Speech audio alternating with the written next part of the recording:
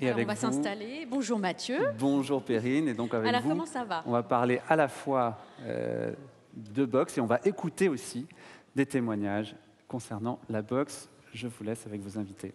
Eh bien, merci beaucoup de cette introduction. Alors, on va s'installer. Bonjour à tous déjà. Merci d'être venus jusqu'ici pour nous écouter, tenter de savoir si la boxe est bien un sport de notre temps. Voilà, c'est la question qu'on va se poser. Donc c'est un docu-conférence organisée autour de la série Boxe, La revanche des opprimés, une série de Michel Pomarède réalisée par Jean-Philippe Navarre qui sera diffusée dans LSD la semaine prochaine à partir de lundi, du lundi au jeudi à 17h et c'est rediffusé à 23h, mais ça j'espère que vous le savez.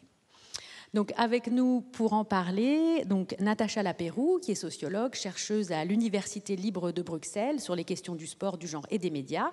Donc, vous avez consacré votre thèse à la représentation du sport féminin dans les médias et vous avez longtemps boxé. Et Stéphane Adjeras, donc historien, enseignant, entraîneur de boxe aussi. Vous avez consacré votre thèse, vous, à l'histoire de Georges Carpentier, star des années 20, et c'est devenu un livre aux éditions du Nouveau Monde. Et Jean-Philippe Navarre, qui est donc le réalisateur de cette série, et un réalisateur à Radio France qui réalise surtout des documentaires, de nombreuses grandes traversées, et dernièrement, cette série documentaire consacrée à la boxe. Et vous aussi, vous boxez, Jean-Philippe? Oui, oui. 3 boxeurs. Moi, je ne boxe pas, je suis la seule. Donc voilà, donc on va cheminer dans la boxe ensemble. Alors, avant tout, je voudrais vous demander, peut-être pour commencer à tous les 3, comment vous en êtes venus à la boxe? Pour chercher quoi? Ou pour trouver quoi? Alors, je vais ouvrir le bal. C'est par rapport à mon fils, qui est passionné de boxe depuis plusieurs années. Et pour moi, c'était vraiment une énigme. J'essayais de comprendre pourquoi. Et progressivement, je m'y suis intéressé. On s'est rapprochés. Et étant donné qu'il a 16 ans et qu'il a vraiment, vraiment envie de boxer avec des vrais boxeurs, je suis venu l'accompagner au club. Et puis, c'est comme ça que je m'y suis mis. Et alors vous, Natacha Lapeyroux? Moi, je cherchais un espace pour me canaliser, en fait, je pense. Quelque part, j'avais besoin de me défouler, de me canaliser, de trouver une forme de cadre à un moment de ma vie où j'étais un peu déstabilisée. Et ça m'a apporté, en tout cas, vraiment ce que je cherchais. Ça m'a vraiment structurée.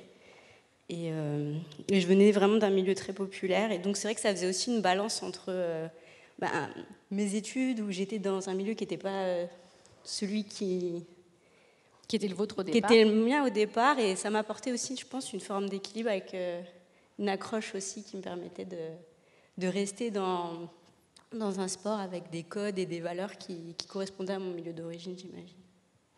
Et alors vous, Stéphane Adjeras?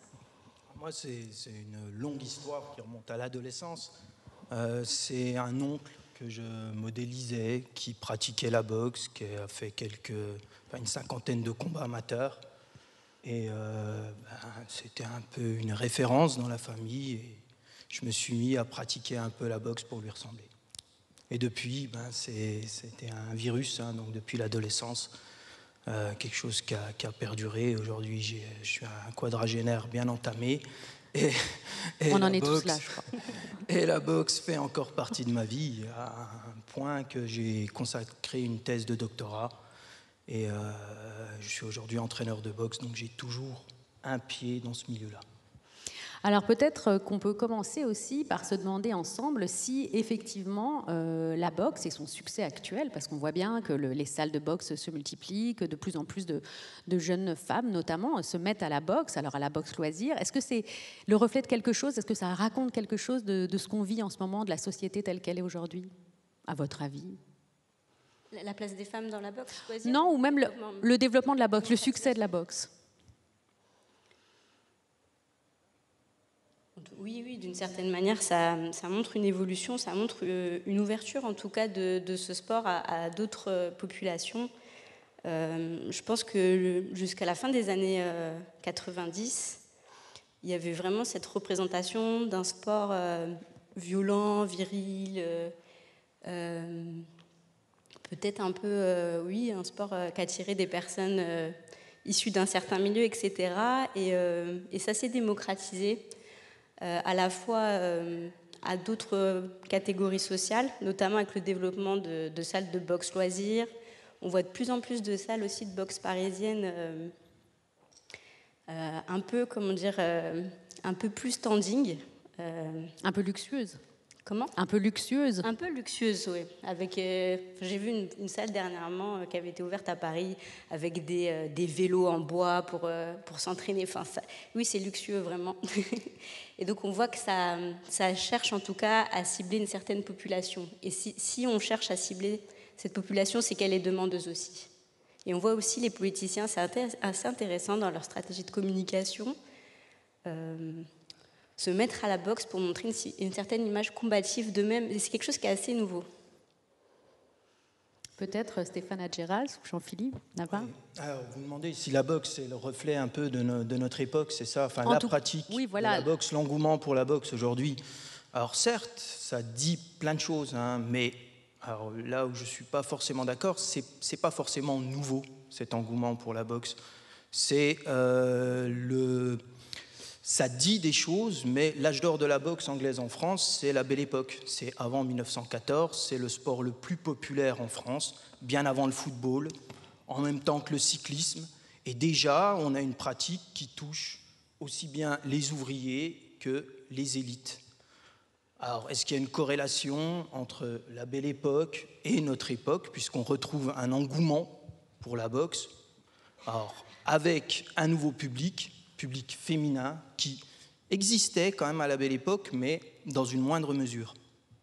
Aujourd'hui, quand vous allez dans les salles de boxe, c'est sur une centaine de licenciés. Alors je vais prendre l'exemple de ma salle où j'ai entraîné, j'ai été aussi présidente de ce club. Sur une centaine de licenciés, il y a 80 licenciés qui viennent faire de la boxe loisir. C'est-à-dire s'adonner à une pratique où on va s'entraîner comme un boxeur, on va se forger le mental d'un boxeur, mais où l'on prend moins de coups, beaucoup moins de coups qu'un boxeur. Donc les compétiteurs, ils sont très peu dans les salles de boxe d'aujourd'hui, et ça dit des choses sur notre époque. À la Belle Époque, la majorité des boxeurs dans les salles, ce sont des compétiteurs. Voilà. Alors pourquoi il y a aujourd'hui beaucoup plus de boxe loisir que de boxe compétition ? C'est aussi dans le processus de civilisation des mœurs. La boxe reste un sport violent. Ça, c'est indéniable. Donc quand on vient dans une salle de boxe, on vient chercher peut-être autre chose que la violence, parce que c'est un sport qui est violent, mais c'est un sport aussi qui est très beau. Et c'est cette dichotomie entre cette brutalité qui peut émerger de la boxe et puis la beauté de cette chorégraphie, de ce qui peut être une sophistication technique quand les boxeurs sont sur le ring. On les apparente souvent à des danseurs. Bon, ça exerce une certaine fascination chez dans le public ou le peuple. Et puis, chez les élites, faut savoir quand même que la boxe, c'est le sport qui a le plus fasciné les artistes. Voilà, donc ça dit déjà beaucoup de choses. Alors peut-être avant de commencer par écouter un extrait, Jean-Philippe Navarre, est-ce que vous pouvez nous dire justement ce qu'on a en tête quand on met en onde un documentaire sur la boxe et cette série-là en l'occurrence ? Alors sur les processus, en fait, on a exploré plusieurs clubs de boxe, des plus petits aux plus importants, et on a cherché, en fait, l'idée c'était d'être assez vif, comme quand on est dans un club de boxe, quand on s'entraîne, alors moi je suis jamais monté sur un ring, mais voilà, on est debout, on est alerte, on observe, on va vite, parce qu'il se passe plein de choses pendant un entraînement, il y a des gens partout, et voilà, l'idée c'est de capter un maximum de moments et de trouver ce qui fera mouche à la radio, pour reprendre une expression de boxeur. Et voilà, donc après, pour la réalisation, Stéphane a dit beaucoup de choses. Je pense que la musique, la littérature, le cinéma, la danse. Moi, j'ai été assez frappé par, la beauté du geste et du mouvement. Et je trouve que c'est une discipline qui s'apparente aussi à la danse. Et Voilà, donc j'ai essayé de m'insérer dans tout ça avec Michel Pomarette, qui a produit l'émission. Et donc, on a travaillé en chœur sur ce projet. Voilà. Et donc, voilà, on s'inspire de beaucoup de choses, mais surtout, avant tout, dans le documentaire, on se laisse surprendre par certains événements, par certaines situations, par des gens qui nous apostrophent aussi dans un club de boxe. Je crois que c'est le premier extrait, ou le deuxième extrait, d'un entraîneur qui est venu nous parler spontanément, alors que il n'était pas du tout prévu au casting, et il nous a parlé pendant 3 minutes, et juste, voilà, c'était 3 minutes, il n'y avait quasiment rien à couper. Donc voilà, il y a beaucoup de surprises, et il faut se tenir prêt, un peu comme dans un combat de boxe, même si moi je ne me suis jamais battu sur un ring, mais voilà, on est prêt, on y va, quoi. Alors on est prêt, on y va, on va écouter le premier extrait. Moi, j'ai pas voulu que mes enfants fassent de la boxe. Mes enfants m'ont tanné pendant des siècles. J'ai refusé catégoriquement qu'ils fassent de la boxe parce que c'est pas un sport pour eux. On sait aujourd'hui, malheureusement, les séquelles que nous, on s'en sort bien, mais certains de nos amis ont aujourd'hui dû à la boxe. Et on se dit, est-ce qu'on a pris le bon chemin? Peut-être pas, mais je pense aussi qu'on n'avait pas le choix. À cette époque, c'était foot dans nos quartiers ou boxe. La boxe, ici, en banlieue sud de Paris, est un sport d'enfants d'ouvriers, beaucoup issus de l'immigration, et c'était un sport au travers duquel on avait finalement 2 bénéfices: améliorer l'estime de soi et aussi la promotion sociale. C'était les 2 vocations de ce sport, ce qu'on retrouve en Amérique du Sud, dans les quartiers malfamés de New York ou d'autres grandes métropoles américaines. C'était, voilà, je vais essayer à travers ce sport d'avoir une meilleure vie. La boxe, pour un certain nombre, a donné vraiment des principes d'éducation, même s'il y avait des défaillances familiales. Moi, j'ai mis les gants avec des champions du monde, tout ça. C'est des gens qui ont respecté. Il y a une espèce d'éducation au cœur de cet enseignement de la boxe, quoi. Après, la boxe est un sport individuel, mais on a dans cette violence, entre guillemets, et cette douceur, il y a un espace de solidarité que j'ai jamais pu retrouver. Dans la difficulté, les uns et les autres se sont soutenus, dans l'adversité aussi. Donc c'est l'école de la vie, une vraie école, quoi. Tu es piqué par quelque chose, tu existes, tu deviens quelqu'un, on te regarde, parce que quand tu rentres sur un ring, tu forces les regards.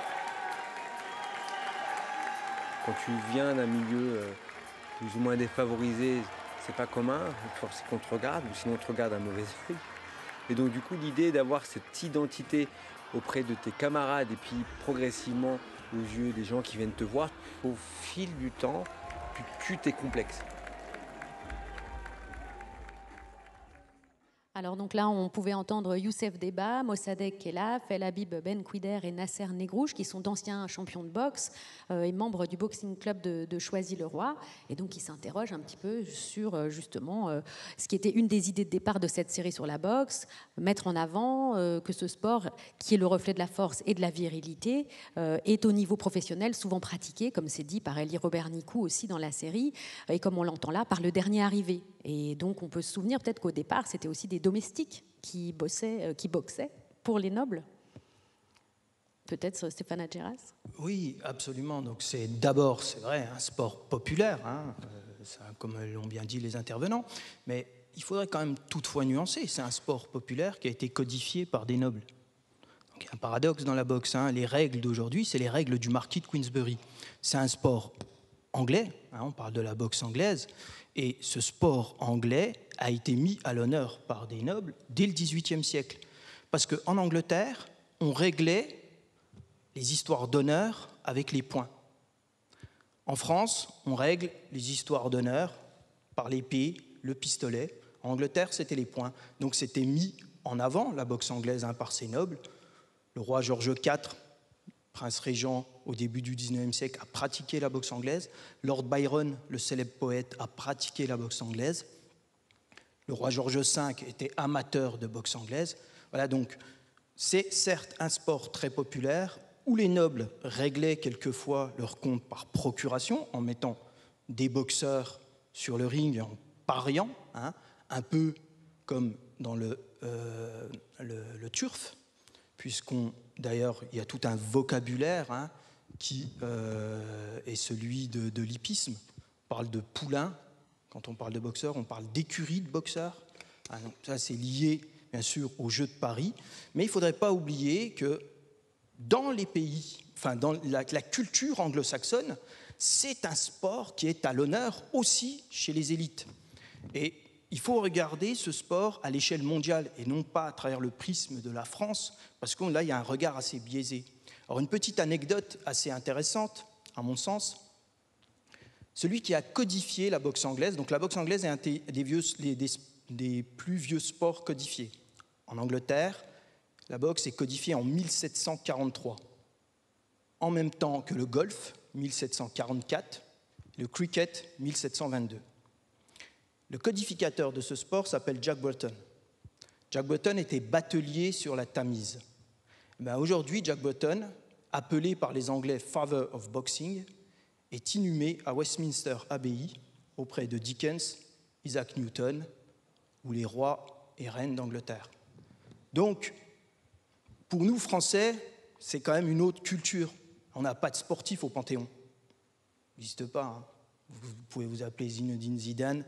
Vous irez, en tout cas, ce n'est pas dans l'air du temps. Mais pour les Anglais et les Américains qui statufient aussi leurs boxeurs, hein, vous allez dans les grandes villes américaines, vous trouvez des statues de boxeurs. Dans la culture anglo-saxonne, on a autre chose que ce sport qui serait dans une image que moi j'essaie de combattre en tant qu'historien d'abord, puis en tant que pratiquant ce sport, un sport qui est uniquement pratiqué en banlieue. Voilà, c'est autre chose la boxe, et c'est ce qui explique la fascination, en partie, à mon sens, la fascination des artistes pour ce sport, et notamment les artistes, enfin pour une grande partie anglo-saxons. Alors peut-être Natacha Lapéroux sur cette question justement du rapport entre les classes sociales, la boxe et son histoire.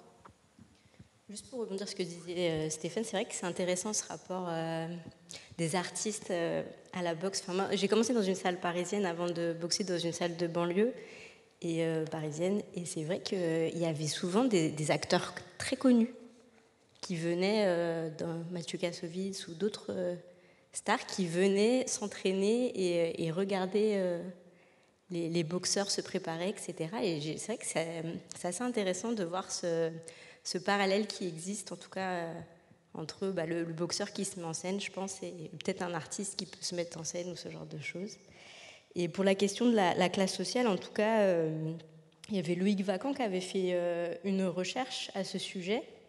C'est un sociologue qui a travaillé beaucoup sur la boxe, mais aux États-Unis, et qui disait effectivement, alors c'était dans les années 90, hein, ça a évolué depuis, mais que c'était en tout cas un sport qui permettait beaucoup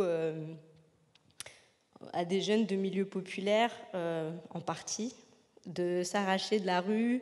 Ça permettait d'avoir une promesse de mobilité sociale et peut-être de devenir quelqu'un à travers le fait de devenir un boxeur de haut niveau qui sera connu, qui va voyager dans le monde, etc.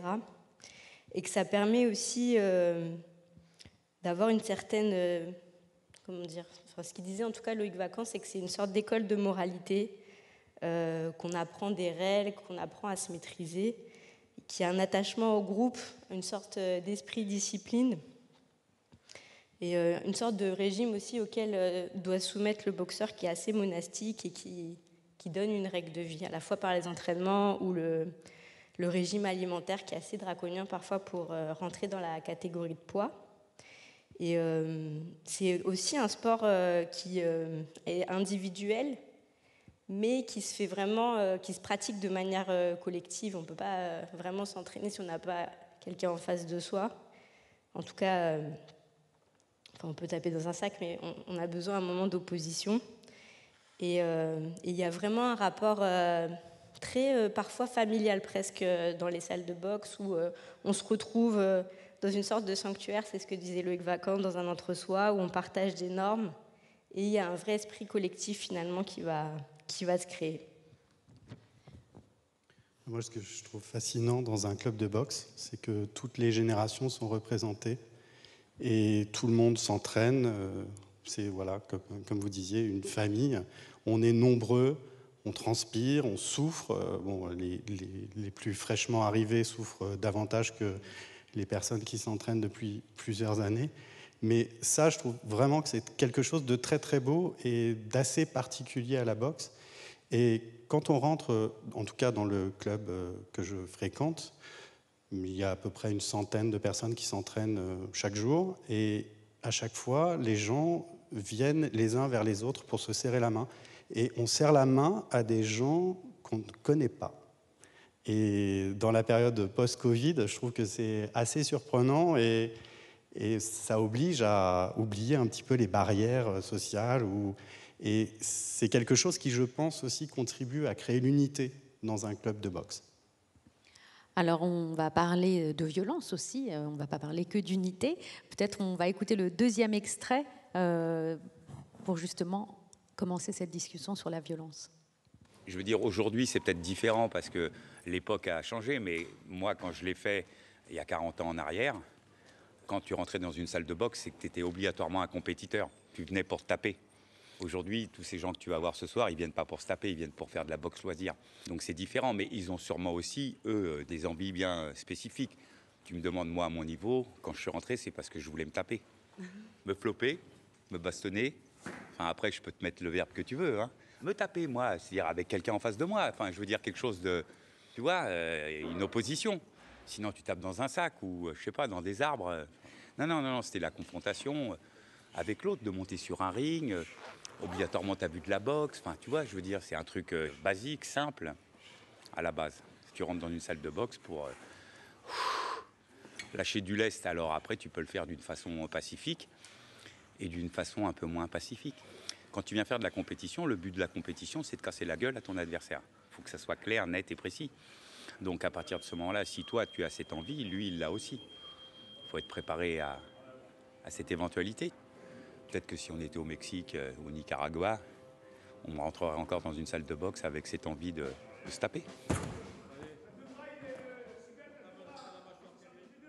Alors Stéphane Adjeras, on ne vient plus dans un club de boxe pour casser la gueule de son adversaire ? Pas que. Je veux dire aujourd'hui.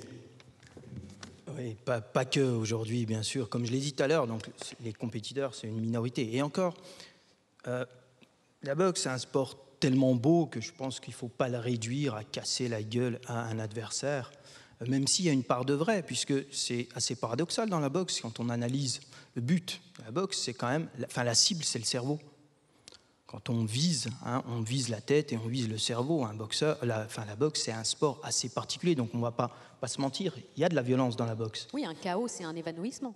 Exactement, ouais, c'est un évanouissement, peut-être même une petite mort, mais c'est un sport qui est violent, donc il faut pas le cacher. Mais quand on vient faire de la boxe, alors que ce soit en compétition ou en loisir, ou dans d'autres pratiques, parce qu'il y a une multitude de pratiques dans la boxe. Vous pouvez faire de la boxe éducative quand vous êtes enfant, c'est pour les enfants de 6 à 13 ans, donc en fait, on développe les techniques de la boxe, on apprend à boxer sans réellement se toucher. Puis vous avez la boxe compétition, donc la boxe amateur ou la boxe olympique. Et puis vous avez la boxe professionnelle, là vous en faites votre métier. Et c'est avant tout la boxe professionnelle qui est la plus dangereuse. Mais est-ce que, pardon de vous interrompre, est-ce que cette boxe professionnelle, elle est tout de même moins violente que ce qu'elle a été ? Parce que quand on lit vos travaux sur Carpentier, on a l'impression quand même que ça s'est un peu apaisé, tout ça. Absolument. Alors, on a parlé tout à l'heure de processus de civilisation des mœurs. Effectivement, la boxe qu'on pratiquait au début du XXe siècle était beaucoup plus violente que la boxe d'aujourd'hui. Titre d'exemple, les boxeurs de l'époque. Donc d'abord, si on prend l'exemple Carpentier, c'est assez intéressant. Donc c'est le premier champion du monde français en 1920. Et ce boxeur commence la boxe professionnelle à l'âge de 14 ans, avec des gants qui pèsent 4 onces et bandage. Je ne vois pas ce que c'est, 4 onces. Oui, je vais expliquer. Alors, en fait, le rembourrage des gants, les onces, une once correspond à 28 grammes. Plus vous avez de onces dans le gant, plus le gant est rembourré, moins les coups font mal, exactement. À la Belle Époque, on a des gants de 4 onces, donc des gants très légers. Juste pour donner une indication, c'est très très fin et ça veut dire qu'on doit sentir le coup très fort. Exactement.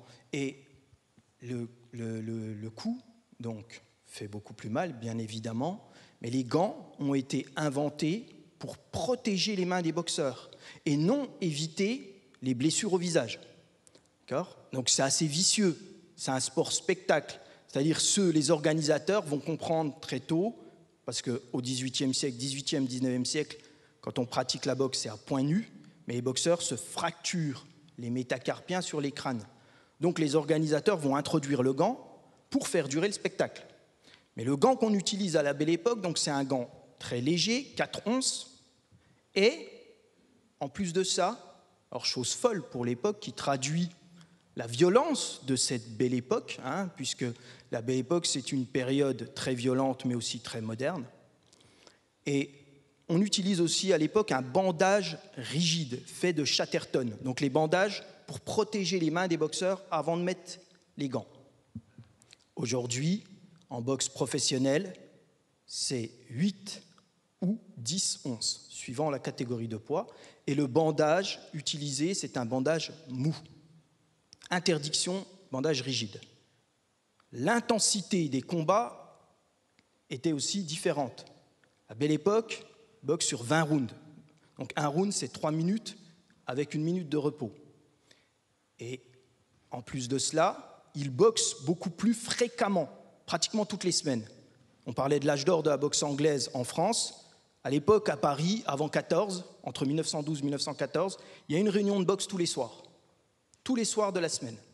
Vous avez un spectacle pugilistique dans un arrondissement de Paris. Donc, il y a vraiment un engouement donc, pour la jeunesse qui rêve de devenir, les jeunes qui rêvent de devenir boxeurs, c'est parce que ces jeunes espèrent devenir riches comme ces boxeurs, qui sont très riches, c'est le sport le plus lucratif à l'époque. Mais voilà, pour en revenir sur ces histoires de violence, donc la Belle Époque était extrêmement violente. Aujourd'hui, on a euphémisé la violence de ce sport. Chaque fois que vous avez eu un mort sur le ring, parce qu'il y a eu des morts sur les rings, eh ben, le règlement s'est euphémisé. Les gants ont été rembourrés, les bandages rigides ont été interdits, le nombre de rounds a diminué, etc. Alors Natacha Lapéroux, justement, peut-être sur cette idée qu'on a utilisé aussi ce sport pour pacifier la société de manière générale.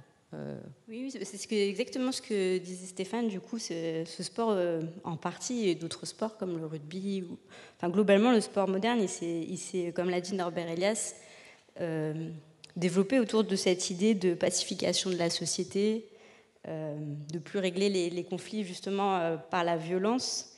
Et le sport a été institué pour éduquer un peu les individus à faire preuve de gouvernement de soi. Et c'est aussi ce paradoxe qui est beau dans la boxe, justement, c'est une violence qui est cette tension entre la violence dont on fait preuve, mais aussi la maîtrise dont on fait preuve, parce qu'il ne faut jamais s'énerver, sinon ça peut mal terminer pour le boxeur. Il faut rester très calme pendant un combat.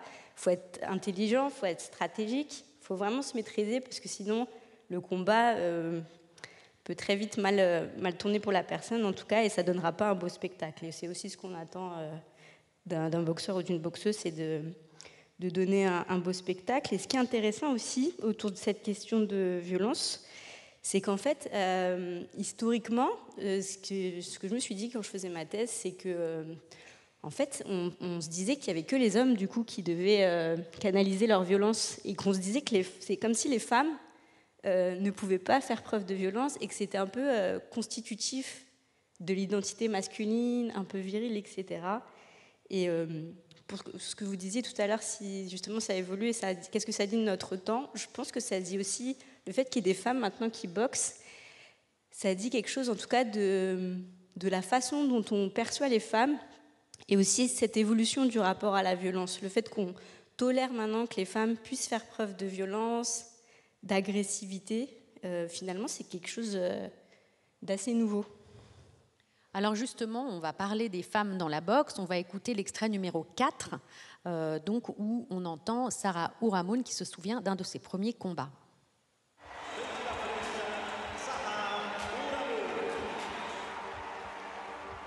C'était une grosse soirée boxe, il y avait un championnat du monde professionnel, donc la salle était pleine. Sarah Ouramoun. Autant pour moi c'était une première, mais pour le public c'était pareil. Ils n'avaient pas l'habitude de voir des femmes sur un ring, en tout cas des femmes boxer. on nous avait pas annoncé sur le programme. Donc au moment où je défile, puisque championnat du monde, donc il y avait tout un gros cérémonial pour nous accueillir. Et là, au moment où je défile, les gens deviennent complètement fous, quoi. Ça crie, ça siffle, ça nous insulte. Il y a un mec comme ça qui s'approche de moi et qui met ses mains sur la barrière en me disant « Retourne dans ta cuisine ». Enfin voilà, et là, je me dis « Mais où je suis ? Pourquoi j'ai accepté ce combat ? Mais c'est quoi ? C'est malade ». Et en fait, quand j'arrive sur le ring et que le gong retentit, on oublie tout. Alors dans cette série, il y a un épisode donc, qui est consacré à la boxe féminine. Il faut quand même savoir, Natacha Lapeyroux, peut-être pour se faire une idée, que la fédération a autorisé la pratique féminine de la boxe en 1998. C'est récent. Boxe amateur, oui. Et en 2003 ou 2004, je ne sais plus exactement, pour la boxe professionnelle. Donc c'est très récent. Et c'est 2012 pour les JO. Donc ça raconte quelque chose quand même. Oui, tout à fait. C'est les sports, c'est ce que disait la sociologue Catherine Nouveau, qui sont le plus constitutifs de l'identité masculine, entre guillemets, qui sont les plus ouverts le plus tardivement aux femmes. Et il faut savoir aussi qu'il y avait des discours médicaux qui, pendant très très longtemps, disaient que les femmes étaient trop fragiles, que ça pouvait menacer leur capacité reproductrice, etc. Donc, mais ce qu'on disait aussi pour le foot, pour tous les sports, que l'utérus, voilà. Tout à fait. Oui, il y avait des sports comme la gym ou le tennis qu'on tolérait. La gymnastique, parce que ça pouvait aider dans l'épreuve de la maternité, et j'imagine le tennis parce qu'il y a de l'espace et il y a un instrument au milieu qui fait qu'il n'y a pas ce contact physique en fait. Et c'est assez intéressant cet extrait de Sarah Ramoun. Je l'ai vu en fait ce combat-là, c'était à la fin des années 90, il y avait un petit reportage du coup que j'avais regardé dans mes recherches et c'est assez intéressant parce que c'était vraiment la première boxeuse qui arrivait sur un ring à une époque où les femmes, c'était des ring girls. Quand on voyait une femme sur un ring de boxe, c'était à moitié nu avec un panneau annonçant le nombre de rounds. Voilà, ou pour récompenser le boxeur. Et donc Sarah, quand elle est arrivée, j'imagine, Sarah Ramoun, on ne comprenait pas trop ce qui se passait, qu'il y a eu beaucoup de résistance masculine et de remarques assez sexistes finalement à ce moment-là en tout cas, parce que c'était quelque chose qu'à une époque, en tout cas en France, parce qu'aux États-Unis c'était déjà un peu plus développé, ou en Allemagne, mais en France qu'on ne voyait pas du tout. Mais alors justement, il y a peut-être un paradoxe, Stéphane Adjeras, c'est-à-dire les femmes finalement les plus transgressives dans le sport, on les trouve dans la boxe et elles sont dans un des milieux les plus machos du sport. Donc ça doit être encore plus difficile pour elles. Oui, bien sûr. Oui, je pense. La boxe, c'est peut-être le dernier bastion de la masculinité dans le sport. Hein. Et ces femmes qui apparaissent dans les salles de boxe, donc c'est très tardif, hein, comme l'a rappelé Natacha. Moi, dans la salle de boxe, donc 2010 à peu près, on voit les adhérents changer. On avait au départ 2, 3 jeunes filles. Aujourd'hui, enfin jeunes ou moins jeunes, hein, aujourd'hui c'est 30 à 40% des adhérents qui sont des adhérentes. Et je pense que dans la boxe, il y a une lutte pour l'égalité des sexes. Et les femmes qui viennent pratiquer la boxe ont bien compris cela. Hein, parce qu'en investissant ce dernier bastion de la masculinité, c'est aussi lutter pour l'égalité des sexes, consciemment ou inconsciemment. Jean-Philippe Nava. Maïva Amadouche, qui a été 6 fois championne du monde, raconte dans le documentaire qu'elle s'est très souvent entraînée face à des hommes parce qu'elle ne pouvait pas rencontrer de femmes. Et elle remercie tous ces hommes qu'elle a tapés. Et parce qu'elle dit, si je suis arrivée là aujourd'hui, c'est que j'ai pas lâché en fait. Je me suis battue jusqu'au bout et je voulais pas en découdre. Et je voulais en découdre et je voulais pas laisser ma place. Et Lucie Jean aussi raconte une petite anecdote, nous parle de patate de forain. Parce qu'elle aussi s'est beaucoup entraînée face à des hommes. Et elle raconte qu'il y a toujours un moment où elle envoie quelques coups un peu dosés. Et souvent, les hommes le prennent assez mal. Et elle raconte qu'il y a tout un travail aussi d'apprendre à se faire respecter et d'apprendre aussi à ce que la personne qui se trouve en face, de sexe différent, se calme un peu et soit dans un rapport justement équilibré et respectueux. Donc voilà, c'était vraiment intéressant parce que ces femmes, elles ont été des pionnières. Et justement, oui, allez-y, pardon. J'aimerais ajouter une chose qui me semble intéressante, justement à titre, c'est vraiment personnel, c'est une expérience. Donc ces femmes qui arrivent dans les salles de boxe, hein, comme je l'ai dit, enfin en tout cas dans ma salle de boxe, à partir des années 2010. Alors, comme Jean-Philippe l'a bien rappelé, ces femmes, elles vont forcer le respect, parce que la boxe, c'est avant tout un sport technique. Et dans la boxe, ce qui fait d'ailleurs la beauté de ce sport, enfin en partie, c'est que un plus petit et un plus léger peut triompher d'un plus grand et d'un plus lourd, à condition qu'il soit plus technique. Donc moi, j'ai vu des jeunes filles qui sont arrivées dans la salle de boxe, hein, on les a un peu toisées, et puis bien évidemment, elles se sont entraînées, elles ont amélioré leur technique, aiguisé leur technique, leurs réflexes, et elles ont commencé à mettre les gants. Et il y avait des fois des gros lourdeaux qui arrivaient, un peu plus lourds, qui n'avaient jamais pratiqué la boxe. Et quand on crée des oppositions, donc des fois c'est des oppositions, donc c'est homme contre femme, hein, peu importe, donc ça c'est à l'entraîneur de choisir. Bon, quand les garçons qui se retrouvaient face à des filles, ils étaient surpris, oh, quand même, je ne vais pas me mettre face à une fille. Et quand ils commençaient à prendre des coups et à ne rien voir arriver, parce que la boxe c'est avant tout des déplacements, de la vitesse, du réflexe, le regard de ces hommes sur ces jeunes filles changeait radicalement. Donc elles avaient gagné en respect par ces techniques aiguisées, et je pense que c'est ce qui fait en partie la beauté de la boxe. Alors oui, Natacha Lapéroux, justement, moi ce que je voudrais aussi, avant qu'on finisse, aborder, c'est cette question que finalement on renvoie malgré tout à ces boxeuses, la question de la féminité, on leur pose souvent, est-ce que vous êtes féminine, est-ce que vous vous maquillez, comment vous habillez, etc. Et ce qui me surprend le plus, c'est qu'elles répondent. C'est-à-dire qu'au lieu de dire, bon écoutez, cette question n'a pas de sens, elles répondent et elles sont, j'imagine, comme dans le football, obligées, parfois par contrat, de performer la féminité, de porter du vernis, du maquillage, d'être féminine sur le ring. Il y a encore tout ça. Oui, alors c'est paradoxal et c'est compliqué. En fait, c'est vrai que les boxeuses, quelque part, je pense que c'est vrai que c'est inconscient ou c'est conscient ou inconscient, comme disait Stéphane. Je pense qu'elles sont dans quelque chose, dans une lutte pour l'égalité. Elles sont forcément dans une stratégie de résistance face à certaines injonctions patriarcales. Et c'est d'autant plus fort qu'elles ne peuvent pas, en tout cas il y a très très peu, en France, elles ont souvent, même au plus haut niveau, un emploi à côté en fait. Elles n'en vivent pas de la boxe en fait. Donc le combat il est encore plus fort et elles n'auront pas cette reconnaissance sociale uniquement, en tout cas au jour d'aujourd'hui, par la boxe. Elles ont souvent fait des études ou un travail à côté. Mais par contre, elles brisent certaines représentations de l'identité féminine. Et donc, du coup, dans le sport, et comme vous disiez, c'est aussi le cas dans le football ou dans le rugby, etc., on demande toujours aux femmes de réassurer un peu de féminité, justement, de ne pas trop troubler les codes du masculin et du féminin. Et il y a aussi les sponsors derrière qui ont longtemps, là ça commence un peu à évoluer, mais qui ne sponsorisaient que des sportives qui performaient vraiment la féminité, qui répondaient à des codes, des normes de désirabilité hétéronormatives occidentales, d'être mince, grande, etc. Et ça a évolué quand même ces dernières années avec des sportifs comme Serena Williams qu'on a vu, ou Caster Semenya, qui ont été ou Morgan Rapinoe dans le football américain. Megan Rapinoe dans le football américain. Oui, tout à fait. Qui a clairement dit... oui, alors il y a quelque chose aussi dont on avait parlé, c'était la question de l'homosexualité dans le sport. Quand on est une femme, on est souvent suspecté aussi d'être lesbienne, ce qui est... C'est cette vieille peur que le sport pourrait rendre lesbienne. Viriliser ou rendre lesbienne. En fait, c'est les deux. Il y a eu un procès de virilisation. Il y a encore des sportifs, des fois, qui sont soumis à des tests...